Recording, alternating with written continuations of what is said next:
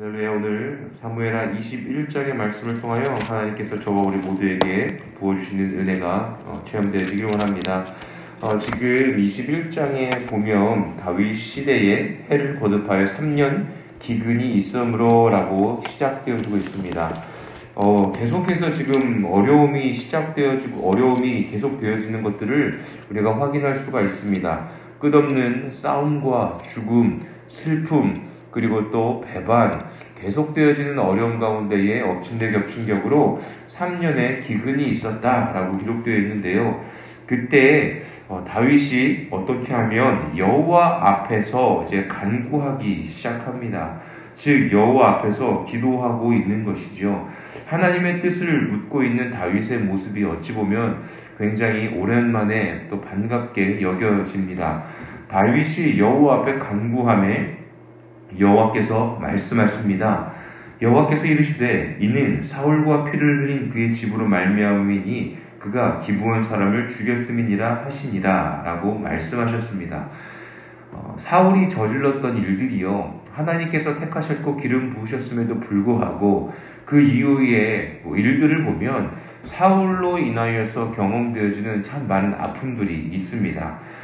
기브온이라는 사람들을 기억하십니까? 우리가 주일마다 여호수아의 말씀을 나누었을 때 기브온 사람들이 등장하는데, 여호수아 9장의 말씀에 보면 이제 여호수아가 길갈에서 진을 치고 있을 때에 기브온 사람들이 이제 찾아옵니다. 여호수아를 찾아오는데 이제 어떻게 보면 좀 연기를 한 거죠. 굉장히 멀리에서부터 여행을 한 것처럼 막 이제 옷도 막 지저분하게 입고 변장을 하고 여호수아 앞에 나와서 여호수아와 이스라엘 백성들과 동맹을 맺습니다.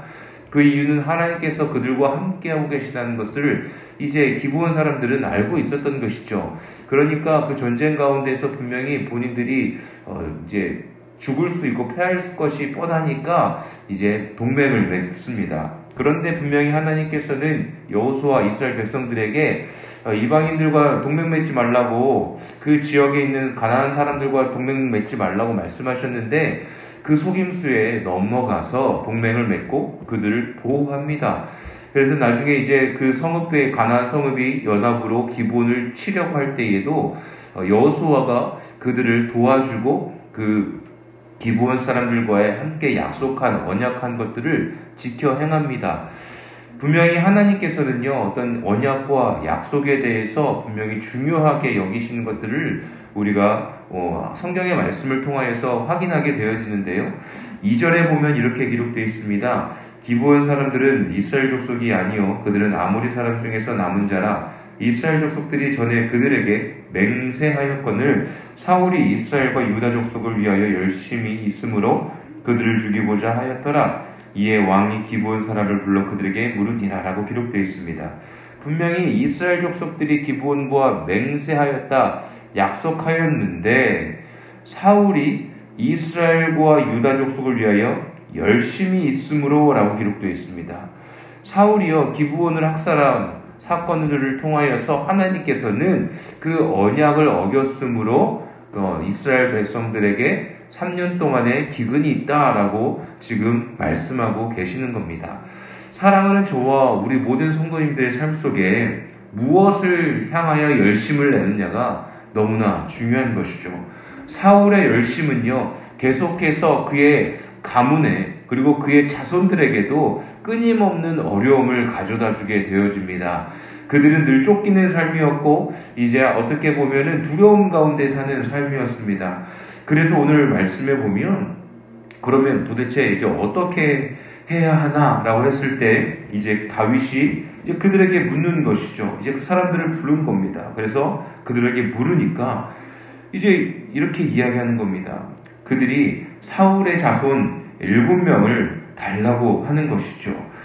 이렇게 이야기합니다. 4절입니다. 사울과 그의 집과 우리 사이의 문제는 은금에 있지 아니하오며 이스라엘 가운데에서 사람을 죽이는 문제도 우리에게 있지 아니하니라. 왕이 이르되 너희가 말하는 대로 시행하리라. 그들이 왕께 아뢰되 우리를 학살하였고 또 우리를 멸하고 이스라엘 영토 내에 머물지 못하게 하려고 모해한 사람의 자손 7사람을 우리에게 내주소서라고 이야기합니다.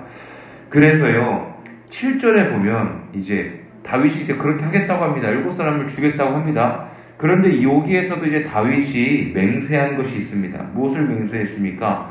다윗과 사울의 아들 요나단 사이에 서로 요하를 두고 맹세한 것이 있으므로 왕이 사울의 손자 요나단의 아들 무비보셋을 아끼고라고 기록되어 있습니다. 분명한 것은 다윗도요, 요나단과의 맹세한 것, 약속한 것이 있죠. 요나단을 보호할 것을, 그리고 그의 가문을 보호할 것에 대해서 다윗이 약속한 것이 있습니다. 그래서요, 요나단의 아들 무비보셋은 아끼고 그는 살려줍니다. 계속해서 어찌 보면 저와 우리 모두에게 하나님께서 말씀하고 계시는 것들은요, 하나님과의 언약, 하나님 아버지 앞에서 우리가 드린 기도, 또한 이 세상을 살아가면서 하나님께 택함받은 자녀로서 우리가 하나님과의 언약 가운데에 늘 지키며 하나님의 사명을 이루어 나가는 삶을 살아가야에 대해서 말씀하고 계시는 것이죠. 그랬을 때 다윗 왕이 8절에 보면 리스바에게서 난 자손 곧 사울의 두 아들 알모니와 무비보셋과 사울의 딸 메랍에게서 난 자 곧 무홀라 사람 바르실레의 아들 아드리엘의 5 아들을 붙잡아 이제 기브온 사람들에게 줍니다. 여기서 이제 무비보셋은 요나단의 무비보셋과 다른 자인 것을 우리가 알 수 있죠. 리스바에게서 난 그러니까 사울의 첩의 아들인 것입니다. 요나단의 아들이 아닌 것이죠. 그 7 사람을 기브온 사람들에게 주고요. 그 사람들이 여호와 앞에 목매달아 그들을 7사람을 동시에 죽이고 장제 하는 일들이 9절에 기록되어 있습니다. 그랬을 때에 10절에 리스바, 즉 그 2 아들을 어떻게 보면 아무런 죄도 없고 갑자기 죽임을 당하게 된 그 리스바가 이제 굵은 베옷을 입고 슬퍼하며 울기 시작합니다. 그리고 곡식을 베기 시작할 때부터 하늘에서 비가 시체에 쏟아지기까지 이제 공중에 있는 새가 앉지 못하게 하고 밤에는 들짐승들이 그 시체를 먹지 못하게 지키고 있는 모습이 기록되어져 있습니다. 10절에 기록되어 있죠. 그 일들이 11절에 보면 다윗에게 알려짐에라고 기록되어 있습니다. 그러니까 어떻게 보면 진짜 아무런 죄 없는 자손들이요 갑자기 죽임을 당한 겁니다. 왜요? 지금 기근이 일어나가지고 3년 동안 비가 안 오니까 여호와께 물어 기도했더니 사울이 피를 흘렸는데 학살을 했는데 여호와 하나님 아버지 앞에서 이스라엘 백성들과 언약했던 기브온을 이제 학살했기 때문에 이러한 일이 있다라는 것을 듣고 다윗은 기브온 사람들의 마음을 어떻게 하면 좀 달래주고 그들에게 용서를 구할까 해서 그들에게 물었을 때 사울의 자손 7을 달라는 겁니다. 이런 어떤 죄의 열매들이 계속해서 끝없이 이제 자손들에게 흘러가는 모습을 보고 있는데요. 그랬을 때 갑자기 그 일을 당하게 된 엄마 리스바는 슬퍼하며 괴로워하며 울면서 자신의 자손들의 시체가 상하지 아니하도록 밤낮으로 보호하고 있는 모습을 보게 됩니다. 다윗이 그 소식을 알고 나서 어떻게 했습니까? 다윗의 아들들도 죽지 않았습니까? 자신들의 아들들이 서로 싸우면서 또한 자신에게 반역하면서 죽임을 당하였습니다. 얼마나 그 마음을 잘 알겠습니까? 그래서 다윗이 한 것은요. 12절에 보면 사울의 뼈와 그의 아들 요나단의 뼈를 길르앗 야베스 사람에게서 가져가니 이는 전에 블레셋 사람들이 사울을 길보아 전투에서 죽여 블레셋 사람들이 벳산 거리에 매단 것을 그들이 가만히 가져온 것이라. 다윗이 그곳에서 사울의 뼈와 그의 아들 요나단의 뼈를 가지고 올라오매 사람들이 그 달려 죽은 자의 뼈를 거두다가 사울과 그의 아들 요나단의 뼈와 함께 베냐민 땅 셀라에서 그의 아버지 기스의 묘에 장사하되 모두 왕의 명령을 따라 행하니라. 그 후에야 하나님이 그 땅을 위한 기도를 들으시니라 라고 기록되어 있습니다. 언제요? 그 후에야 하나님이 그 땅에 위한 기도를 들으셨답니다. 그러니까 그 여인의 정말 리스바의 어떤 슬픔과 애통하는 마음으로 어떤 그 죄의 열매로 인한 죽음에 관하여서 정말로 슬퍼하는 마음으로 기도하면서 그 시체를 보호하고 있을 때 다윗이 그것을 듣고요. 사울과 요나단의 전쟁에서 죽었던 뼈를 가져다가 이제 그 시체들과 함께 그 땅에 묻게 되어집니다. 그 조상의 땅에 기스의 묘에 장사했을 때 이제 하나님께서 그들의 기도를, 그 땅을 위한 기도를 들으셨다는 것입니다.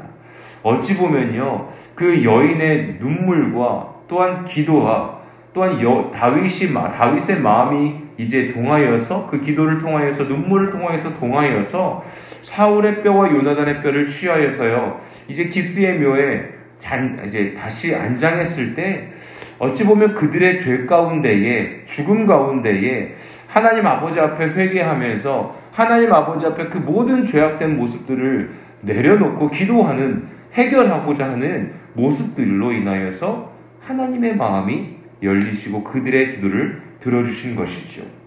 저와 우리 모두의 삶 속에요, 죄악된 그 모든 문제들 가운데에 주님 아버지 앞에 가지고 나와서 우리가 함께 회개하고 기도하며 나아가는 주님의 자녀가 되길 예수님의 이름으로 축복합니다.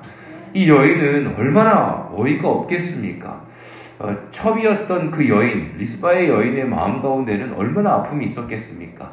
자식의 죽음 가운데에 괴로워하며 슬퍼하고 있는 그 기도를 어떻게 보면 하나님께서 들으시고 또한 다윗의 마음을 움직이게 하신 것이죠.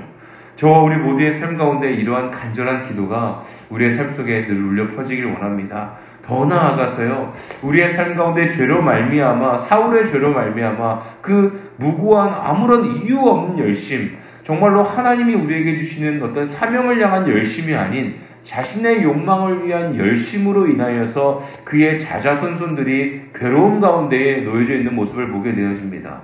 저와 우리 모두가 주님이 주신 진정한 사명자로 최선을 다하며 살아가 생명을 살리는 귀한 주님의 자녀가 되기를 원합니다.